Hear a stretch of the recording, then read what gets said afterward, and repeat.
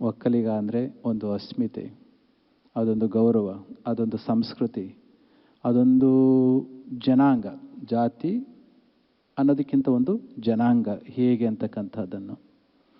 So even today ನಮ್ಮ ಜಯರಾಮ್ ರಾಯ್ಪುರ್ ಅವರು ಸೂಕ್ಷ್ಮ ಕೆಲವು ವಿಚಾರಗಳನ್ನ ಹೇಳಿದ್ರು. ಇವತ್ತಿಗೂ ಕೂಡ ಒಕ್ಕಲಿಗ ಅಂದರೆ ಅದೊಂದು ವಾಯ್ಸು. ಯಾಕೆಂದರೆ our roots are very much embedded in the ground, in the tradition, in the culture. And we have so much of strength because we have that capability. ನಮ್ಮಲ್ಲಿ ಶಕ್ತಿ ಇದೆ. ರಾಜ್ಯವನ್ನು ಆಳಿದವರು, ರಾಷ್ಟ್ರವನ್ನು ಆಳಿದಂತಹವರು.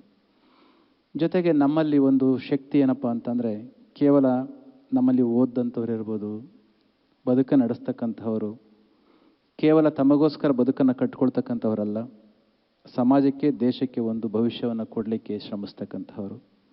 ಇಂತಹ ಒಂದು ಸಮುದಾಯ ಇಲ್ಲಿಗೆ ಬಂದು, ಇಷ್ಟು ದೂರ ಬಂದು, ತಾವೆಲ್ಲರೂ ಕೂಡ ಒಂದು ಸಂಘವನ್ನು ಕಟ್ಟಿಕೊಂಡು ನಮ್ಮ ಅಮರನಾಥ್ ಗೌಡರವರ ಮಾರ್ಗದರ್ಶನದಲ್ಲಿ ಇಲ್ಲಿ ಕೆಳಗಡೆ ಕುಳಿತಿರ್ತಕ್ಕಂಥ ಹಲವಾರು ಮಂದಿ ಇದ್ದಾರೆ. ವಿಶ್ವನಾಥ್ ಅವರು ಇದ್ದಾರೆ, ನಮ್ಮ ಹಳೆಕೋಟೆ, ಇನ್ನು ಭಾಳಷ್ಟು ಜನ ಹಿರಿಯರು, ಮೊದಲನೇ ಜನ್ರೇಷನ್ ಅವ್ರು ತಾವೆಲ್ಲರೂ ಕೂಡ ಕುಳಿತಿದ್ದೀರಿ.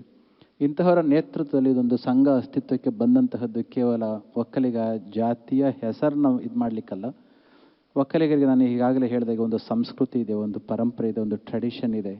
ಇದು ಮುಂದಿನ ಜನಾಂಗಕ್ಕೆ, ಮುಂದಿನ ಪರಂಪರೆಗೆ ಅದು ವ್ಯವಸ್ಥಿತವಾಗಿ ಟ್ರಾನ್ಸ್ಫರ್ ಆಗಬೇಕು ಅಂದರೆ, ಟ್ರಾನ್ಸ್ಫಾರ್ಮೇಟಿವ್ ಆಗಬೇಕು ಅಂತಂದರೆ ಈ ತೆರನಾಗಿರ್ತಕ್ಕಂಥ ಕಾರ್ಯಕ್ರಮ ಬೇಕಾಗುತ್ತೆ. ನೀವು ಕೇಳಿದ್ರಲ್ವ, man without the culture, man without the culture is something like the flower which is blossomed without any fragrance.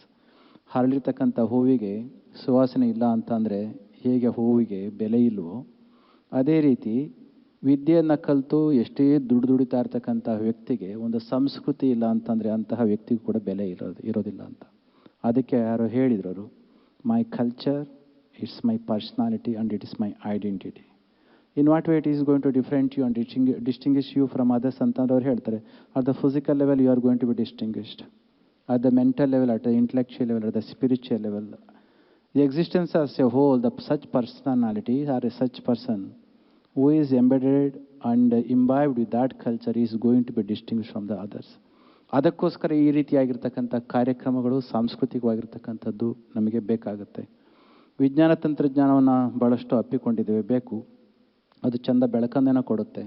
ಆದರೆ ಅದಕ್ಕೆ ಬೇರುಗಳಿಲ್ಲ ಅಂದರೆ, ಡಿ ಕೆ ಶಿವಕುಮಾರ್ ಅವರು ಮಾತನಾಡ್ತಾ ಹೇಳಿದರು, ಒಂದು ಮಾತನ್ನು ಕೇಳಿಸ್ಕೊಂಡ್ರಿ, ನಮ್ಮ ರೂಟ್ಗಳನ್ನ ಮರೆತರೆ ನಮಗೆ ಫ್ರೂಟೇ ಸಿಗೋದಿಲ್ಲ ಅಂತ ಒಂದು ಮಾತನ್ನು ಹೇಳಿದರು. ಹಾಗಾಗಿ ನಮ್ಮ ರೂಟ್ಗಳನ್ನು ನೆನಪಿಸ್ತಕ್ಕಂಥ, ರೂಟ್ಗಳನ್ನು ನಮ್ಮ ಮಕ್ಕಳಿಗೆ ಟ್ರಾನ್ಸ್ಫರ್ ಮಾಡ್ತಕ್ಕಂಥ ಒಂದು ಉತ್ತಮವಾಗಿರ್ತಕ್ಕಂಥ ಒಂದು ವೇದಿಕೆ ಈ ಕಾರ್ಯಕ್ರಮ. ಇಂತಹದ್ದು 18ನೆಯ ತನ್ನ ಚಾಪ್ಟರ್ನಲ್ಲಿ ಕನ್ವೆನ್ಷನ್ನ ಮಾಡ್ತಾ ಇರ್ತಕ್ಕಂಥದ್ದು ತುಂಬ ಸಂತೋಷ ಇದೆ. ನಮ್ಮ ಹಿರಿಯರಾಗಿರ್ತಕ್ಕಂಥ ದೇವೇಗೌಡರು, ಎಚ್ ಡಿ ದೇವೇಗೌಡರು ಪ್ರಧಾನಮಂತ್ರಿಗಳಾಗಿದ್ದಂಥವರು ಸಮುದಾಯದ ವತಿಯಿಂದ. ಅವ್ರಿಗೆ ಓಡಾಡಲಿಕ್ಕೆ ಕಷ್ಟ. ಬರೋದಕ್ಕೂ ಮುಂಚೆ ಅವರೊಂದು ಮಾತನ್ನು ಹೇಳಿದರು, ನನಗೆ ಬರಲಿಕ್ಕೆ ತುಂಬ ಇಷ್ಟ ಇದೆ, ನಮ್ಮ ಜನಗಳನ್ನೆಲ್ಲ ಅಲ್ಲಿಗೆ ಬಂದು ನೋಡಬೇಕು ಅಂತ ಆಸೆ ಇದೆ, ಆದರೆ ಬರಲಿಕ್ಕೆ ಆಗ್ತಾ ಇಲ್ಲ. ನಾನು ಸಾಧ್ಯ ಆಯಿತು ಅಂತಂದರೆ ಒಂದು ಮೆಸೇಜ್ನ ಕಳಿಸ್ತೇನೆ ಅಂತ. ಸ್ವಲ್ಪ ನಮ್ಮಗಳ ಇದರಿಂದ ಅವರೊಂದು ಮೆಸೇಜ್ ಸಿಗೋದು ತಪ್ಪಿದೆ. ಬಹುಶಃ ಕನ್ವೆನ್ಷನ್ ಮುಗಿದ್ರೊಳಗೆ ಅವ್ರದ್ದೊಂದು ಮೆಸೇಜ್ ಬರ್ಬೋದು. ಹಲವಾರು ಮಹನೀಯರು ಅಲ್ಲಿಂದ ವಿಚಾರಗಳನ್ನ ಕಳಿಸ್ಕೊಟ್ಟಿದ್ದಾರೆ. ನಿಮ್ಮೆಲ್ಲರಿಗೂ ಕೂಡ ವಿಚಾರಗಳನ್ನ ಹೇಳಿ, ನಾಳೆ ಸತ್ಸಂಗದ ಒಂದು ಅರ್ಧ ಒಂದು ಗಂಟೆಯ ಕಾರ್ಯಕ್ರಮ ಇರೋದ್ರಿಂದ ಆ ಸಂದರ್ಭದಲ್ಲಿ ನಿಮ್ಮೆಲ್ಲರನ್ನೂ ಕೂಡ ಸುದೀರ್ಘವಾಗಿ ಮಾತನಾಡ್ತಕ್ಕಂಥ ಅವಕಾಶವನ್ನು ಪಡ್ಕೊಳ್ತೇನೆ ಎಂಬ ಮಾತನ್ನು ಈ ಸಂದರ್ಭದಲ್ಲಿ ಹೇಳಿ ಮಾತನಾಡ್ತಾ ಅವರು ಹೇಳಿದರು. ನಮ್ಮ ಅಶ್ವಥ್ ನಾರಾಯಣರವರು ಏನು ಹೇಳಿದರು, ಕೇವಲ ಅಲ್ಲಿ ಮಠಗಳನ್ನು ಮಾಡಿದರೆ ಅಷ್ಟೇ ಸಾಲದು, ಅಲ್ಲಿ ವಿದ್ಯೆಯನ್ನು ಕಲಿತು ಬದುಕನ್ನು ಹರಿಸಿ ಇಲ್ಲಿ ಬಂದಿರತಕ್ಕಂಥ ನಿಮಗಳಿಗೆ ಮತ್ತು ನಿಮ್ಮ ಮಕ್ಕಳಿಗೆ ಮಠದ ಅವಶ್ಯಕತೆಯಿಂದ ತಿಳಿದು ಪೂಜ್ಯ ಗುರು ಶ್ರೀ ಬಾಲಗಂಗಾಧರ ಮಹಾಸ್ವಾಮೀಜಿಯವರು ಆ ಕಾಲಕ್ಕೇನೆ 2012ರಲ್ಲಿ ಒಂದು ಮಠವನ್ನು ಸ್ಥಾಪಿಸಬೇಕು ಅಂತ ಕೊನೆಯ ದಿನಗಳಲ್ಲಿ, ಕೊನೆಯ ತಿಂಗಳುಗಳಲ್ಲಿ ಸಂಕಲ್ಪವನ್ನು ಮಾಡಿದರು. ಪುಟ್ಟರಾಜ್ ಅವರು ಇಲ್ಲಿ ಕೊಡ್ತಿದ್ದಾರೆ. ಅವ್ರನ್ನ ಯಾವಾಗಲೂ ಹೇಳೋರು, ನಿನಗೆ ಯಾರು ಹೆಸರಿಟ್ಟರು ಪುಟ್ಟರಾಜು ಅಂತ, ದೊಡ್ಡರಾಜ್ ಆಗಬೇಕು ಅಂತ. ಅದಕ್ಕೆ ಪೂರಕವಾಗಿ ಅವರು ಬೆಳೆದ್ರು, ಸಾಧನೆಯನ್ನು ಕೂಡ ಮಾಡಿದರು.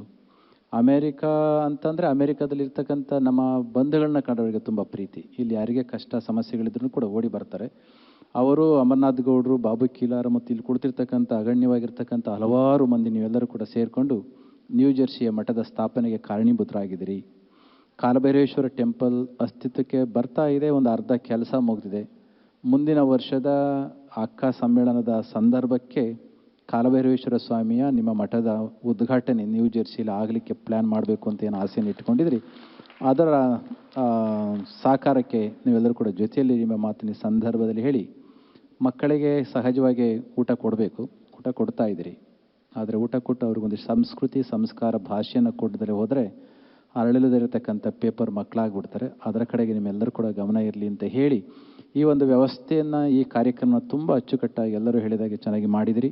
ಎಷ್ಟೊಂದು ಅದ್ಭುತವಾಗಿ ನಮ್ಮನ್ನು ಟ್ರೆಡಿಷ್ನಲ್ ಆಗಿ, ಸಾಂಪ್ರದಾಯಿಕವಾಗಿ ಬರಮಾಡ್ಕೊಂಡ್ರಿ. ತುಂಬ ಚೆನ್ನಾಗೇ ಇತ್ತು. ಅದಕ್ಕೆ ನಮ್ಮ ಹುಡುಗರೆಲ್ಲರೂ ಕೂಡ ಹೇಳ್ತಾಯಿದ್ರು, if they can perform why can't we perform ಅಂತ. Not to warrior over there itself can do that.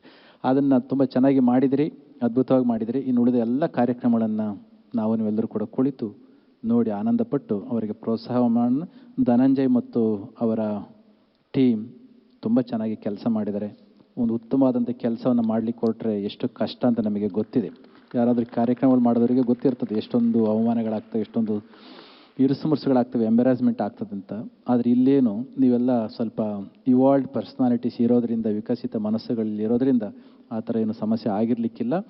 ಆದ್ರೂ ಕೂಡ ಈ ವ್ಯವಸ್ಥೆಯನ್ನು ತುಂಬ ಚೆನ್ನಾಗಿ ಮಾಡಿದರೆ ಅವರ ಜೊತೆಯಲ್ಲಿ ಸದಾ ಶ್ರೀಮಠ ಇದ್ದೇ ಇರ್ತದೆ. ಈಗಲೂ ಕೂಡ ಜೊತೆಯಲ್ಲಿ ಇದ್ದೇವೆ ಅಂತ ಹೇಳ್ತಾ, ಮುಂದಿನ ಕಾರ್ಯಕ್ರಮಕ್ಕೆ ವೇದಿಕೆಯನ್ನು ನಾವು ತೆರವು ಮಾಡಿಕೊಡ್ತಾ ಮುಂದಿನ ಕಾರ್ಯಕ್ರಮ ವೀಕ್ಷಣೆ ಮಾಡೋಣ ಅಂತ ಹೇಳಿ, ಬಂದಂಥ ಎಲ್ಲರಿಗೂ ಕೂಡ ಕಾಲಭೈರವೇಶ್ವರ ಸ್ವಾಮಿಯ ಪೂರ್ಣ ಆಶೀರ್ವಾದ ಇರಲಿ. ಜೈ ಶ್ರೀ ಗುರುದೇವ್.